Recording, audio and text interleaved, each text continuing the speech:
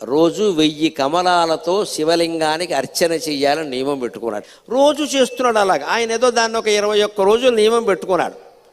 20 రోజులు సాగింది. శివుడు ఊరుకుంటాడా? విష్ణువు అయినా సరే పరీక్షే. చివరి రోజు పరీక్ష పెట్టకుండా సర్టిఫికెట్ యూనివర్సిటీ వాళ్ళు కూడా ఇవ్వరు కదా, దేవుడు ఎలా ఇస్తాడండి? 21వ రోజు ఇంకా పూజ ముగుస్తుంది కదా అని విష్ణుమూర్తి సంబరంగా ఉన్నట్ట. రోజు చెరువులో 1100 కమలాలు పైన పోస్తున్నా, నేను 1000 కోస్తున్నాను, బాగున్నావు చూసి అంచేత అలా అని పెడితే ఆ వేళ ఆశ్చర్యకరంగా 999 పూసాయి. ఎంత వెతికినా 1000 కమలం కనపడలేదు. ఏమిటిది?